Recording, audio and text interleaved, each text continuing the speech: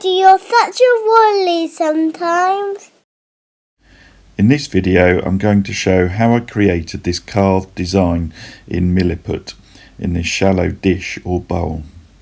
I originally intended this video to be about colouring Millliput as well, but I encountered a serious health and safety issue with the method that I used.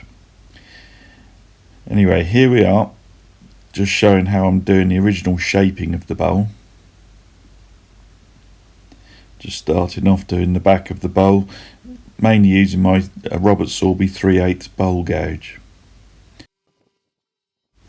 I've edited this down and speeded it up hugely just to make it a bit quicker. Just doing the recess in the bottom of the bowl that the chuck jaws are going to sit in. I'm using my Robert Sorby 70mm chuck jaws. Here I'm using the square nose scraper, the extra heavy duty one I reviewed last video, and then a bit of sanding. Just turned it round. What I didn't show was I used sanding sealer and Yorkshire Grit on the back of the bowl before turning it round. Here I'm just hollowing out. 3/8 bowl gouge again. Just taking my time going through.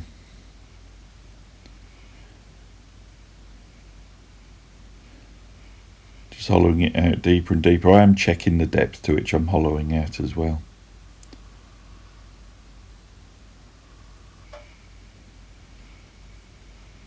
Just doing some push cuts across the bottom. Now I've switched to a heavy duty scraper here with a negative rake on it, just to tidy up the curves. And a bit of sanding, and then I'm cutting a recess using a parting tool. Here I'm just painting in the recess with some slow set epoxy resin, and then I'm mixing up some white Millliput, superfine white Millliput, equal quantities, and you mix it for a good 5 minutes, making sure you keep folding the ends and the edges into the middle, because that's where the unmixed stuff is. And I use a roll and fold technique once I've got it fairly well mixed, where I roll it and fold it and roll it and fold it, and keep doing that for a good 5 minutes. The white is the hardest one to mix because it's difficult to tell when it's completely mixed. So at this point that I then coloured the Milliput, but the technique I used was unsafe, so I've deleted these scenes, and I'll explain a bit more at the end. That's a load of rubbish, Daddy. I'm now squidging the Milliput into the recess I created, and it bonds directly to the slow set epoxy resin that I've painted in. That is still sticky, the resin is. To all intents and purposes, this could still be white Milliput. The design would still work just as well with plain white, and it would have been much safer if I'd left it as plain white.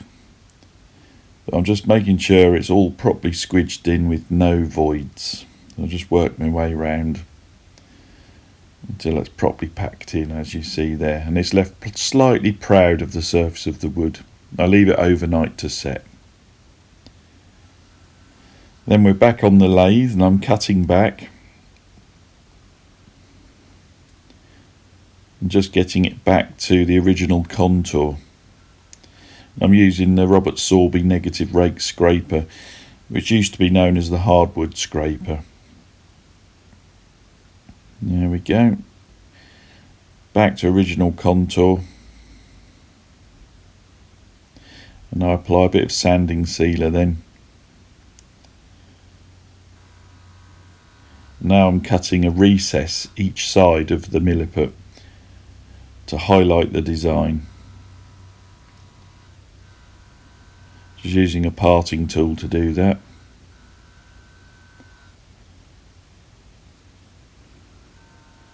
That's the outside done, now doing the inside.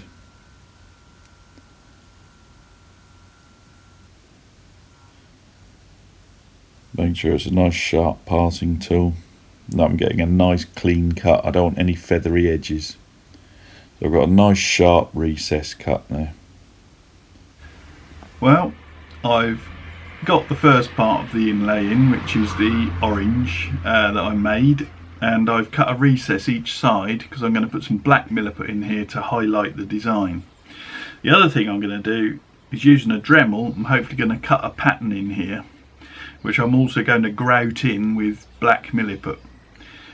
And I've got a new jig for doing that to help me with that, and that is this. This is the Simon Hope Carving Jig, the Hope Carving Jig, and it's a great bit of kit. It's got the same thread as my chuck, so that I can take my bowl off the lathe but keep it on the chuck so it keeps running true. I can mount it on this, and this is multi-angle. You can adjust all this so you can change the angle of how you're looking at the bowl. You can then do your carved design at just the right angle and height, and you specify when you order these what your spindle size is. Mine's M33, and I got advice off this and bought this off Ed Oliver of Olivers Woodturning. Ed's a great bloke. If you need anything, he stocks some really good stuff, and he offers great advice. He's a very accomplished wood turner, so give him a call. But yeah, very fast delivery on this. As I say, specified M33. I ordered this without the stem because I ordered a separate stem. I ordered one of the Robert Sorby stems, 1 inch, to match my lathe, and it's the 6-inch long one. I ordered the slightly longer one to give me a bit more play in height, to get it at the right height for carving so you don't hurt your back or your neck. So that just fits into the banjo. So we've got the tool rest and the banjo. Just take the tool rest out, covered in horrible orange powder, and then this slots in. And as I say, it's got indexable adjustment on there so you can get it at the right angle, and you can even turn that round. But I will then take this off the lathe and mount it onto this and work on it. I'll try and show you what I'm doing, but this bit could be tricky with the camera. So here I've unscrewed the chuck from the spindle and I'm screwing it onto the jig. Just tightening it up. You actually get a little Tommy bar to help tighten it up. And I'm now using my Dremel, which I have mounted on a gantry over me with the extension attached, just clearing the dust as I'm going, and I'm drilling my pattern. It's sort of a crazy paving pattern, really. I'm wearing a dust mask and a visor as well at this point. Just clearing all the dust away. Then we're back indoors and I'm mixing up some black Milliput. Same rules, equal quantities. The black's slightly easier to mix than the white. It's slightly softer and easier to see when it's mixed, but I still mix it for a good 5 minutes. And here I'm squidging in the black in all the gaps. So I'm doing it in the recess each side of the pattern and in all the gaps. I'm grouting it in with the black and just pressing it all in. The black is quite soft, so it does go in reasonably easily.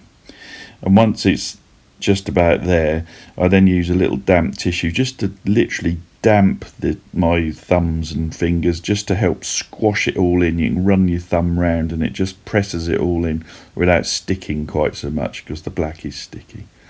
Then leave it overnight again. Anyone recognise where this is?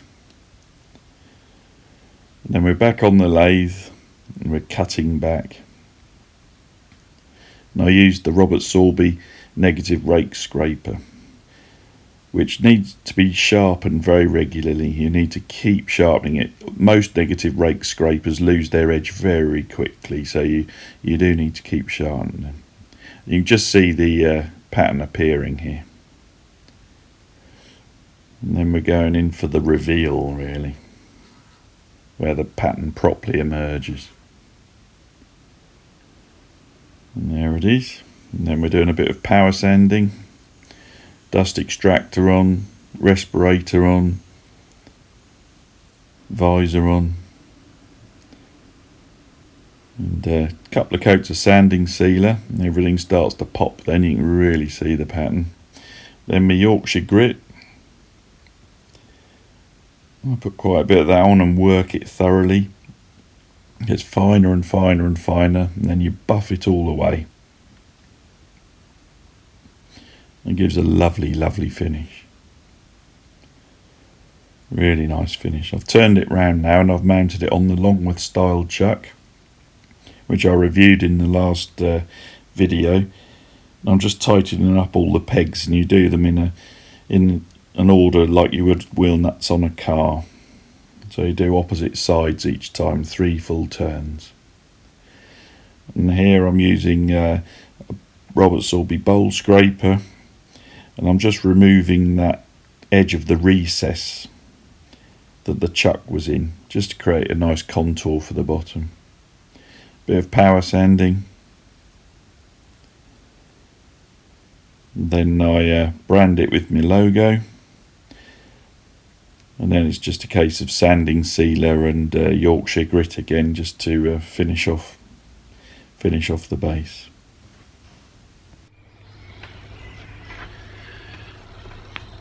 Back out in my garden, and there's the bowl. Very pleased with the design. It's a 11.5 inch, well, it's a shallow dish really, or a platter, very shallow bowl. Turned the back off using my Longworth style chuck that I reviewed in my last video, and yeah, it's come out very nicely. And I said I'd explain about the coloration of the Millliput and what happened. Well, I successfully coloured the Millliput, but in doing so made myself feel a bit unwell, and when I checked, it turns out the pigment I'd used is actually toxic.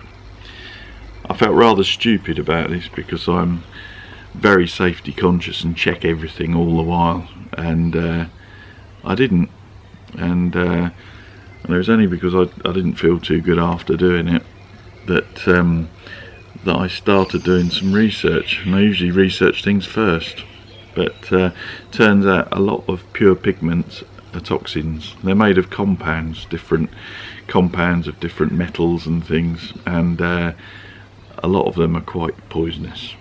And pigment powders, the way, you know, is one method of colouring resins and Milliput and things, but you really need to research what the pigment powder is, and a lot of the better pigment powders are some of the more poisonous ones, and some of the more expensive pigment powders are the more poisonous ones.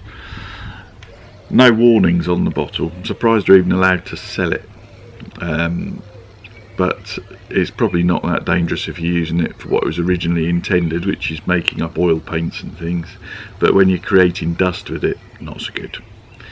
But it's a warning to everyone: if you're working with resin, particularly if you're going to create dust, really check what you're using. Make sure it is not poisonous. I've worked out how to colour Milliput now. And I've got, as you can see from the colour of this, you know, I can do it, but I don't want to show people something that's dangerous. And so once I've discovered some pigment powders that are not dangerous, I will do a proper video showing you how I did it, but I don't want anyone trying this. But the other thing is with pigment powders is quite often you buy them in small quantities because they're expensive, and people decant them out of the original bottles into smaller packets and bottles to sell on, because the original big bottles are so expensive. Well, when you get these packets and bottles of pigment, you don't know what they are. You know, you don't know what the compound is, so you really need to check and be very, very careful. Luckily, I was wearing a proper respirator mask rated to P3, which is a really highly efficient mask. Otherwise I could have done myself a lot of harm. But yeah, it's just a warning to everyone really. But there's the platter, and yeah, it's quite a striking pattern, and I will be doing this again. It would have worked just as well with plain white Milliput rather than the orange, but yeah, the original intention was to do this as a colouring video, a colouring and carving video. On a more positive note, the Hope Carving Jig I got off Ed Oliver is fantastic. Really pleased with that. And by putting a faceplate on the top of it, I can use it as a general carving jig, you know, just for doing my other wood carvings. And I can either sit at my lathe and do it, or I'm going to make a 1-inch hole that I can slot it into in my workbench. But yeah, pleased with that. I've got a couple of days off coming up, and provided I'm feeling up to it, I'm going to do a couple more short videos to show you a couple of other things. But there we are. Thank you very much to all my subscribers, and thanks for all the lovely comments. You know, please share the videos, and like and subscribe. It costs nothing to subscribe, and I'll be back soon with some more videos. Cheerio for now. Thank you all again for watching, and thanks again to all my subscribers. Please don't ask me what the pigment was that I used, because I really don't want to publicise it, because I don't want people to try this, because it really can be quite dangerous. But I look forward to seeing you all soon with some more videos. Take care everyone, and be safe in your workshops.